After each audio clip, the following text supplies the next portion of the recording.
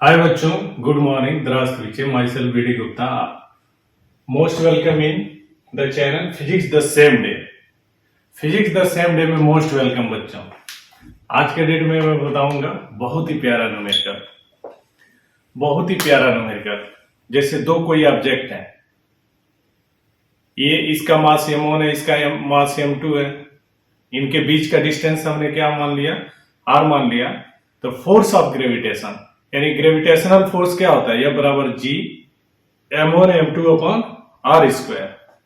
अगर इनके बीच का डिस्टेंस आधा कर दें, आधा हाफ, तब कितना फोर्स लगेगा।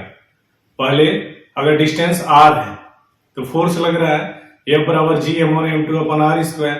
अगर इनके बीच का डिस्टेंस आधा कर दें, आधा, r का आधा क्या होता है r/2, उस केस में force of gravitation, gravitational force कितना लगेगा, इसका कैलकुलेशन करना है बेटा।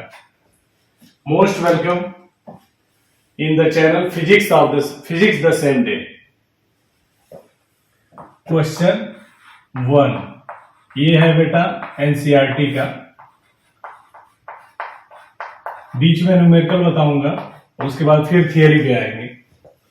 क्वेश्चन ये है, how does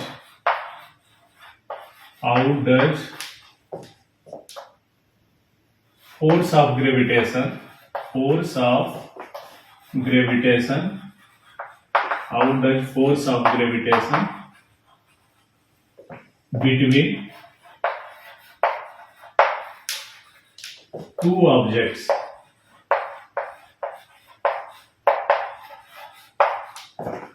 change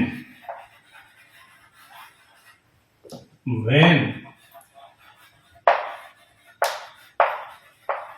the distance between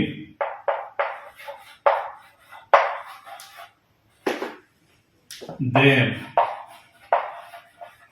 is reduced to half।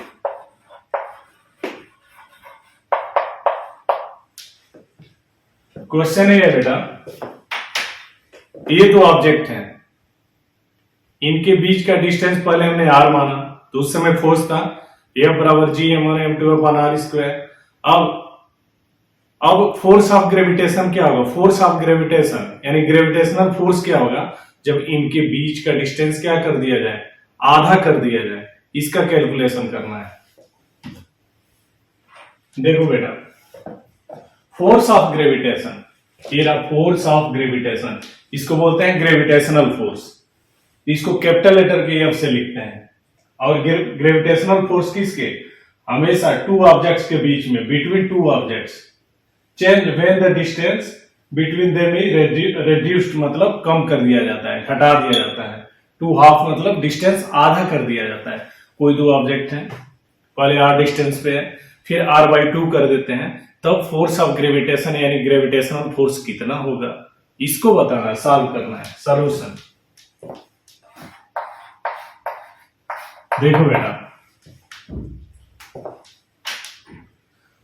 मैं पिछले वीडियो में बता चुका हूं कि ये दो ऑब्जेक्ट हैं, इसका मास m1, इसका मास m2, मास का पहला लेटर m है, तो m1 पहला ऑब्जेक्ट है, ऑब्जेक्ट 1 m1, इसका मास m1, ये दूसरा ऑब्जेक्ट है m2, तो यहां से m1 यहां से m2, तो फोर्स डायरेक्टली प्रोपोर्शनल किसके होता है, product of masses m1 m2 के, और इनके बीच का distance, centre to centre distance लेना है। तो अगर बीच का डिस्टेंस क्या हो, r हो, तो इसका स्क्वायर कर दो, और इनवर्सली प्रोपोर्शनल किसके होता है, square of distance between them. कहने का मतलब ये है बेटा, ये पहला ऑब्जेक्ट, यहां पे फिगर बना लो, इसको कह दो बेटा, इसका मास है m1, इसका सेंटर ए हो गया, ये m1, ये m2, इसका सेंटर ए ऑब्जेक्ट का। तो यहां से सेंटर टू सेंटर डिस्टेंस कितना हमने मान लिया, r मान लिया। तब जो फोर्स ऑफ ग्रेविटेशन है, जिसको हम क्या बोलते हैं, ग्रेविटेशनल फोर्स, वो कितना होगा। तो यहां से पीछे एक वीडियो में बताया था, न्यूटन्स लॉ ऑफ ग्रेविटेशन, कोई दो ऑब्जेक्ट है, उनके बीच लगने वाला force of gravitation, gravitational force क्या होगा, ये इसको अट्रैक्ट करता है, ये इसको अट्रैक्ट करता है, सब एक दूसरे पे फोर्स लगाते हैं। तो इसी के बारे में है ये न्यूमेरिकल। तो यहां से फोर्स क्या बताया था बेटा हमने, F बराबर G m1 m2 upon r square. ये G क्या है, यूनिवर्सल ग्रेविटेशनल कांस्टेंट है G, जिसका वैल्यू कितना होता है 6.67 इंटू 10 टू द पावर -11। ये F कैपिटल लेटर का F, ये क्या है, फोर्स ऑफ ग्रेविटेशन, जिसको क्या बोलते हैं, ग्रेविटेशनल फोर्स। m1 क्या है, इसका मास है पहले ऑब्जेक्ट का, m2 मतलब दूसरे ऑब्जेक्ट का मास है, r क्या हो गया, centre to centre, centre to centre, इसका डिस्टेंस कंसीडर करते हैं, स्मॉल लेटर का r है।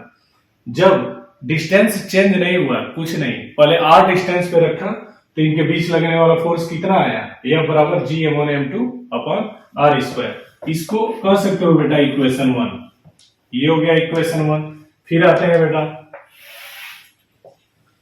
अब इनके बीच का डिस्टेंस क्या कर दो, आधा कर दो। आधा क्यों किया जा रहा है, क्योंकि ये क्वेश्चन में बोला गया है रेड्यूस टू हाफ, जब इनके बीच का डिस्टेंस आधा कर देते हैं तब कितना फोर्स होगा। तो यहाँ पे फोर्स हमने F माना है, तो जो आधा करने के बाद जो फोर्स होगा उसको F डैश लिखेंगे, थोड़ा उसको अलग आइडेंटिफाई करने के लिए। तो ये ऑब्जेक्ट हो गया बेटा, वही सेम ऑब्जेक्ट, इसका मास m1 है, पहले इतना डिस्टेंस था, थोड़ा डिस्टेंस कम कर दिया, यहां से डिस्टेंस कम कर दिया, यहां से यहां, इसको अगर ये r/2 हो गया, यहां से r/2, कोई बोलते हैं r का आधा कितना होगा था r/2, 4 का आधा कितना होगा 4/2, 4/2, 6 का आधा कितना होगा 6/2, वैसे r का हाफ कितना होगा r/2, तो यहां से r/2 हो गया। इसका मास m1 है, इसका मास m2 है, इनके बीच लगने वाला force of gravitation, gravitational force कितना होगा, इसको हम बोलेंगे बेटा, हम मान लेते हैं F डैश, यहाँ पे F डैश है बराबर, फार्मूला वही लगाओ बेटा जो उसमें लगाया आपने, F डैश बराबर G m1 m2 upon r square. r की जगह पे कितना, r की जगह पे कितना ले लिया हमने r/2, आधा कर दिया, r/2 हो गया, तो यहां से हो जाएगा r/2, यहाँ फार्मूले में स्क्वायर होता है तो यहाँ पे स्क्वायर होगा, बराबर G m1 m2 upon r square upon 4। देखो बेटा यहां पे लिखा है r/2 का होल स्क्वायर, तो यहां पे क्या होगा r का स्क्वायर, यहाँ पे 2 है तो 2 का भी स्क्वायर होगा, इसको लिखेंगे r स्क्वायर अपॉन 2 का स्क्वायर कितना होता है बेटा 4, तो यहाँ पे r है तो r का भी स्क्वायर होगा, डिनोमिनेटर में 2 है तो 2 का भी स्क्वायर होगा, तो यहाँ पे r स्क्वायर बाई 4। इसको सिंप्लीफाई करेंगे तो ये 4 कहाँ चला जाएगा न्यूमरेटर में, तो यहाँ पे लिख सकते हैं बराबर G m1 m2 upon r square, जो 4 है उसको पहले लिख लो, 4 into G m1 m2 upon r square, यहाँ पे इक्वेशन 2, यहां से इक्वेशन 2 हो गया, यानी हम लिख सकते हैं F डैश बराबर G m1 m2 upon r square, यहाँ पे पहले 4 है तो यहाँ 4 लगा लो बेटा, 4 इंटू F डैश बराबर 4 into G m1 m2 upon r square, ये इक्वेशन 2 है। अब इक्वेशन 1 देखो, F बराबर G m1 m2 upon r square, यहां देखो F डैश बराबर 4 into G m1 m2 upon r square, G m1 m2 upon r square, उसके जगह पे कितना है बेटा फ्रॉम इक्वेशन 1 F है, तो हम लिख सकते हैं क्या,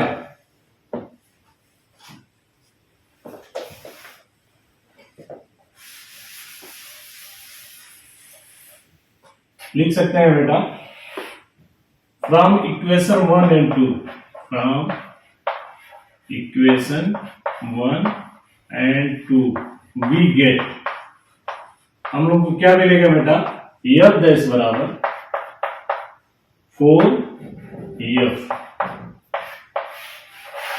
ये मिलेगा। यही आंसर है बेटा।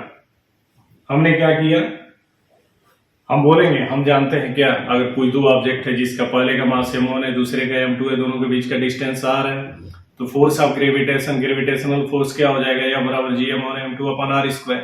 अब वही दोनों ऑब्जेक्ट हैं, उनके बीच का डिस्टेंस हाफ कर दिया गया, तो r का r/2 हो जाएगा। तो फिर नया फोर्स ऑफ ग्रेविटेशन क्या होगा, नया, तो उसको मान लेंगे F डैश बराबर क्या, Gm1m2/r की जगह पे r/2 का होल स्क्वायर। तो यहां से r/2 का स्क्वायर है, तो r²/4, 4 न्यूमरेटर में जाएगा, तो 4 × Gm1m2/r²। अब यहां से इक्वेशन 2, यहां से इक्वेशन 1।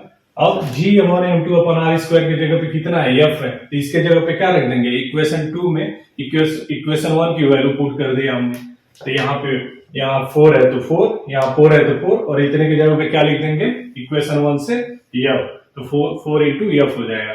अब जो नया फोर्स लगेगा उनके बीच में, डिस्टेंस हाफ करने के बाद, वो कितना होगा, 4 गुना, पहले जितना लग रहा था उसका 4 गुना फोर्स लगेगा। तो हमने क्या बताया बेटा, कोई दो ऑब्जेक्ट है जिसका मास क्या है, हमने मान लिया ये m1 है, m2 है, सेंटर टू सेंटर इनके बीच का डिस्टेंस अगर r है, तो force of gravitation by the formula of Newton's law of gravitation, F बराबर Gm1m2/r², इक्वेशन 1। अब इनके बीच का डिस्टेंस क्या किया, आधा किया। आधा करने के बाद r के जगह पे क्या लिख देंगे, r/2, फिर वही फार्मूला लगाओ, F बराबर Gm1m2/r²। अब r के जगह पे देखते हैं क्या बेटा, r/2 है, तो यहाँ पे क्या हो गया, Gm1m2/r², r²/4, 4 a जाएगा न्यूमरेटर में, तो 4 × Gm1m2/r², ये हो गया इक्वेशन 2। यानी जो नया फोर्स है, बाद वाला फोर्स डिस्टेंस चेंज करने के बाद F डैश माना, तो F डैश बराबर 4 × Gm1m2/r²। फ्रॉम इक्वेशन 2 हमें क्या मिलता है, हम क्या देखते हैं कि यहाँ पे Gm1m2/r² की जगह पे कितना है, F है, तो F को उठा के यहाँ पे रख दो, तो F डैश बराबर क्या हो गया, 4F।